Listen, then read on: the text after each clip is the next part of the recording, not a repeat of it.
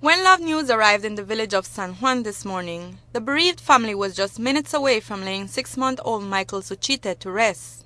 The grieving family firmly believed that the baby, Michael, would still be alive today had it not been for the alleged negligence on the part of the Independence Polyclinic. The child's godmother, Irene Lopez, was the child's current guardian since the birth mother is an adolescent, and the child's grandmother is a single parent who goes away to work. Lopez says that the baby started showing symptoms that something was wrong on Monday when he started coughing often and presented a high fever. She says they managed to calm the fever and decided to take the baby for medical attention at the Independence Polyclinic. Cuando llegué allá en ventanilla donde dan los números, le digo a la muchacha. When I got to the window where the numbers are given out, I asked the girl if they are still giving out numbers. She's a short girl, a little bit fat. She uses short miniskirts. She is mulatto, and she told me to wait.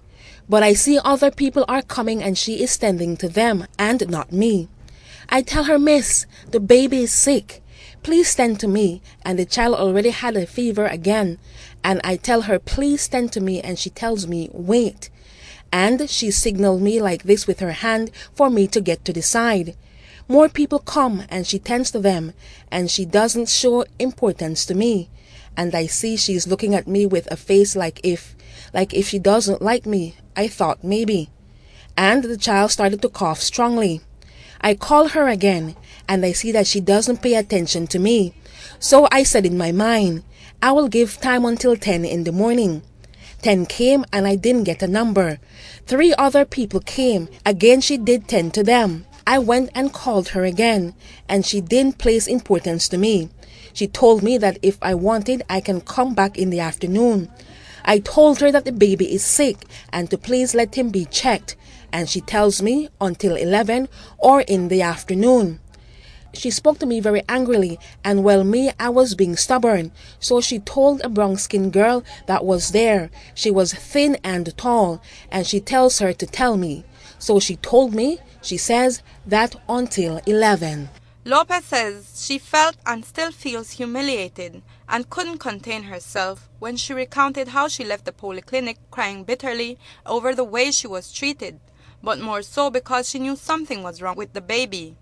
Her husband tried to comfort her, saying that they would take baby Michael to a private doctor the following day. But that trip never happened because baby Michael died in the early hours of Tuesday morning.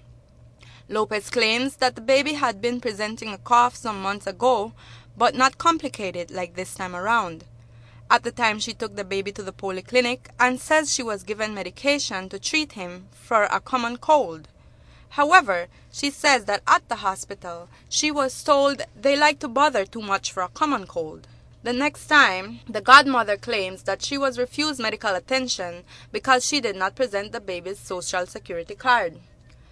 This has left the family angry and lashing out at the Independence Polyclinic, saying it was an act of prejudice against Lopez. Hilda Hernandez is the baby's grandmother.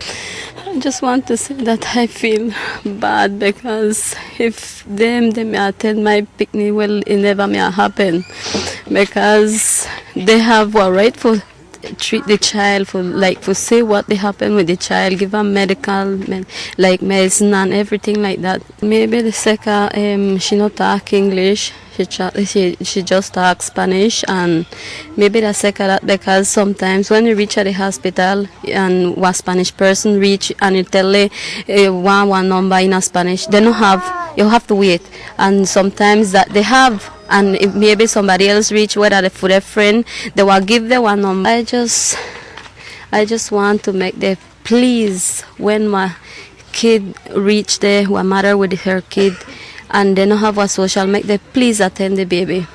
At least because the baby can't wait too long because we don't know what kind of sick this baby could have. The mother of the child had expressed that she wanted to speak against the injustice they suffered, but the grief would not let her even stand up from the place where she was seated and observed Michael's coffin a couple yards away. According to the family, they had to make all preparations to transport the baby to the Dangriga morgue and then to the Carl Huchner Memorial Hospital, where a post-mortem was conducted by Dr. Hugh Sanchez, who certified the cause of death as bronchopneumonia and upper respiratory tract infection. He also outlined other contributing factors to be a marked cerebral edema. Love News visited the Independence Polyclinic in hopes of speaking with the administrator, Frances Humphreys, but we were told she was at a meeting in Placencia at the time. When we contacted her via phone this afternoon, she said she had no comment as yet on the matter.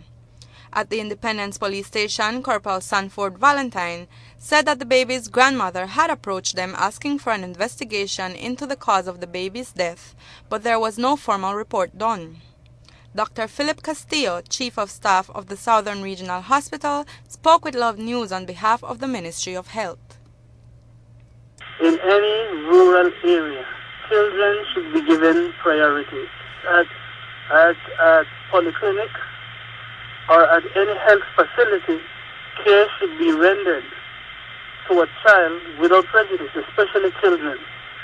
So I would not be able to either acknowledge or to say against, but I know that care must be rendered to sick children, whatever the circumstances around them having a card or not.